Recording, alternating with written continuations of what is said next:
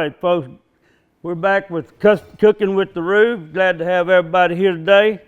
And today I'm cooking one of the meals that I really like to cook, and I call it just a simple, ordinary cook. But we're gonna, and my wife even approves of this. But I'm cooking beef tenderloins, asparagus, baked potato. I call it ordinary, but it's a traditional meal. It's not any fancy dishes. It's just that. And I'm gonna have Reuben salad. That's the thing I always cook. I have a salad. We're gonna have asparagus today, and then baked potato, and we got this tenderloin. And the reason I like to cook this tenderloin, I tell you, this tenderloin is excellent. It's clean. We got this from Southern Custom Meats in Dexter, Missouri. They did an excellent job on cleaning it for me. And what I'm going to tell you about why I like cooking beef tenderloin. At today's prices, if you go get a ribeye, and I like ribeyes inch and a quarter, it's going to cost you $30 or $40. And if you go buy, this is easy, it can feed 20 people. So it's a lot cheaper to cook a beef tenderloin than it is to go buy 20 ribeyes. So that's why I like cooking it. Plus, the way this is, if you cook this, we cook them whole.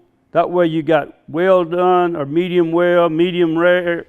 You got well done, medium well, medium rare, and then rare at the end. So everybody gets their choice when we cook this.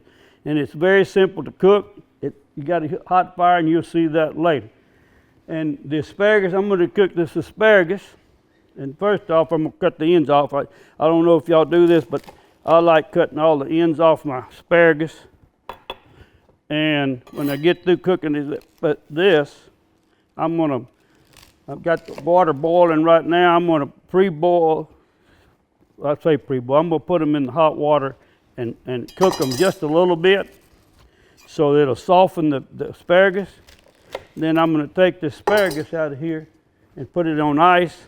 And then later on, when I get ready to finish the asparagus, I'm going to brown some butter and season it, and then recook all this asparagus. But anyway, we're gonna heat this up, soften these up a little bit, take them out, put them in some ice, and then later on, when I get ready to finish the asparagus, we'll put it in some brown butter. And just so that you know, I didn't know that you could brown butter, and a friend of mine that taught me how to make this asparagus taught me about brown butter. All you can do is just keep keeping it in the skillet, and the butter will turn brown. And what you're doing, you're cooking all the water out of the moisture out of the butter, and it turns brown. So, and then you season it, and it makes the asparagus real good. And my friend, farmer, retired, Mike Ellison from Iowa, was supposed to come. I just can't talk him into coming and doing this. He's better at cooking this tenderloin and asparagus than I am. If he was doing it, I would call it fancy, but I wouldn't call it traditional. I'd call it fancy because he does all the fancy, makes all the fancy side dishes. Okay. All right, folks. Got all my asparagus cooked. I'm going to turn this off.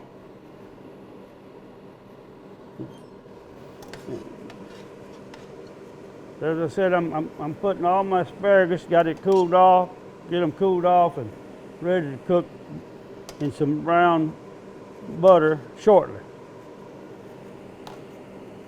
Got that done now. I'm going to season my tenderloins. Nothing fancy, nothing deal. Most of the times I like to put a little olive oil, but today, since I'm feeding quite a few people, I'm going to put a little Worcestershire on it. Oh well, there you go. I took where's the button at? It ain't in there. You know what? But that's all right. We got 2 of these to do. I just mainly I put this on here. Like I say, I'm a salt, pepper man. Mainly I put the Worcestershire oil on, a little olive oil on them, so all this will stick to them. And a little pepper. But that's what I like. I like salt and pepper on my meat, so that's what I do with it. But today I brought some Montreal steak seasoning I'm gonna put on here.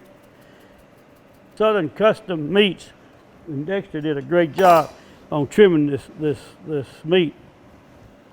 Excellent job, and it looks good too. I wonder, is this some Wagyu? I don't know if this, they've been sending us some Wagyu, so I don't know if this is Wagyu or not. But it sure looks good. We'll know when we get done with it, how good it is. But it looks like excellent meat.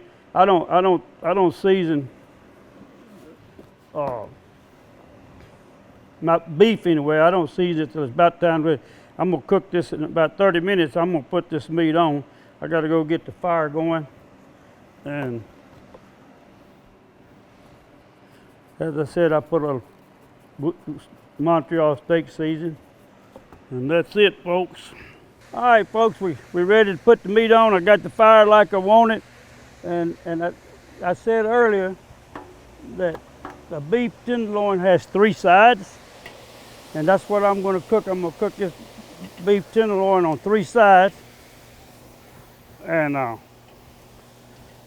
it's got 2 flat sides and then 1 straight up and down side. And this fire is good and hot.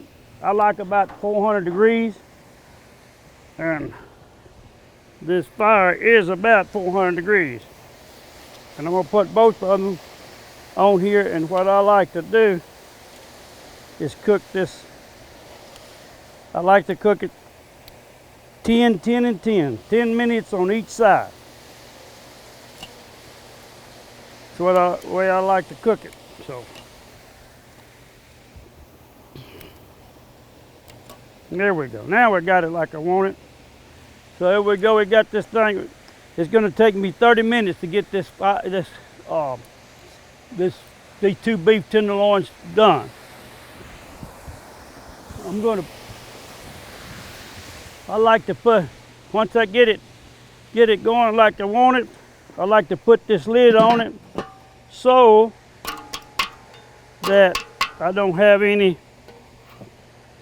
blaze in there. It'll just be straightly heat, and it doesn't blaze up on me. And we got that. All I gotta wait now is 10, 11, 19. 10 minutes from now, we're gonna turn it. And I have to check it to make sure. Oh yeah, it's not. I don't want a blaze in there. So while that's cooking, I'm gonna go ahead and do my storytelling. I'm gonna tell my story today, my state trooper stories. And this one is when I was coming from, when I was living in Dyersburg, and I've said this before, but I came to work in Missouri. So this particular morning, I'm coming down the road, just hadn't got on 555, hadn't been gone 5 miles. Blue lights come on, as always. Right behind me, it's raining, misty. And I pull over. Of course, it's raining. Sir, come on back here and get in the car seat. So there I go. I go back up there, I get in the car, and I see that the speedometer, radar saying 87 miles to the hour. I said, oh Lord. I'm sitting there thinking, and you know, I had already gotten one of them privilege letters that I get. And anyway, he said, let me see your driver's license. I give him my driver's license, and he said, Reuben Garza, the famous chicken cooker. I've been looking for you. Of course, you know, here I am looking for me. I'm wondering, what have I done? You know, what that he's been looking for me. So he says, you know, that I know you do a lot of stuff for charity. And matter of fact, I've helped you on some of them. You just didn't know I was there, but said I helped. And he said, what I want to do, the reason I'm looking for you, we're doing a fundraiser for some state trooper that passed away, and we wanted to raise some funds, and we'd like to know if you would be glad. And back then I was cooking Cajun chicken. That's what I did. And I raised funds doing Cajun chicken. So he said, I'd like to know if you would do it. I said, sure. Well, anytime, I said, just all you got to do is call me and let me know when you want to do it. Of course, I'm thinking about that 87 mile an hour that's still flashing up there on the dash. And he said, okay. I said, we'll do that. We'll contact you. He handed me the license, and he said, slow it down, take it easy. I'll call you when we need you. And down the road I went, down the road he went. So another saving grace for me not getting the speeding ticket. But that was because he offered to, I don't want to think it's a bribe or anything, but I was going to volunteer to do the deal. And it got me off of a speeding ticket, Cookin. So here I am, safe and sound. That's my story for today. Hope y'all enjoy it, and we'll get back in a little bit. There you like that. We're gonna let that go for a few minutes. I'm gonna let it flame up a little bit before I put the lid on it. I'm gonna let it smoke right there. It's not blazing up any. That's good. But this side right here, that's gonna be rare. All right, it's been exactly 29 minutes. I got one more minute, and we'll have these little jewels ready for to let them rest. I'm gonna go ahead and take this one off. Put it right there. And that one right there, and we're ready to rock and roll. We're ready to take it inside. We're gonna let it rest. I'm gonna go in there and finish the asparagus, fix the salad, and then we're gonna feed. I softened the asparagus, and so that I could come in, and then I browned the butter, and now I'm just recooking the asparagus to give it. I got this butter browned, and all I'm going to do is just really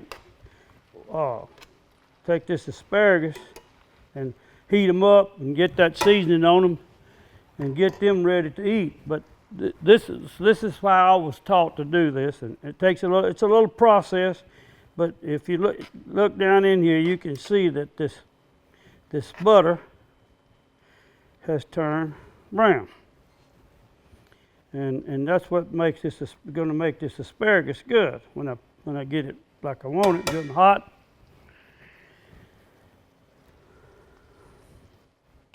You don't want to cook this asparagus too many at one time. You want it to spread out so they kind of even in here. Okay, we're going to start right here. I'm going to start on this end. Okay, you see what I'm saying right here, boys? See that? We're going to start, and we're just going to keep going. I don't know what size. I'm going to cut them, and then they can just come right along here and get what they want. All right? See, I call this medium. And if we get on over here, and the other one may be a little bit more, see, that's going to get more rare. And the thing about it, if it's too rare, I always put it on. We got a fire. But I don't, they tell me that when this is really, it's not blood you see, you just see fluids that comes out of the meat. All right, folks, we're about to end of our show. The last thing that we always do, we have an official taster.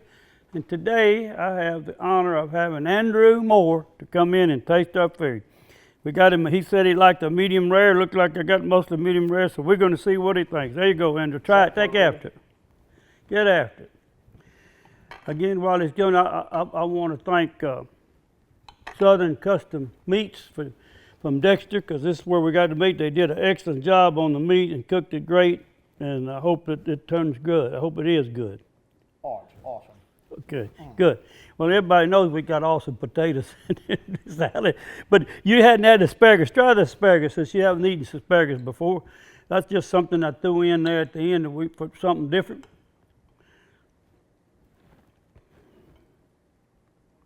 It's just different. It's just something different. It's different. Yeah, but if you never eat it, I like asparagus. All right, folks, we're going to wrap this up. I hope everybody enjoyed the shows. We get started showing them, and I've enjoyed doing this for the first time, and I hope I improved as we went along, or been trying to improve as I've been along. So we're going to say thank you for watching. Hope you can come back.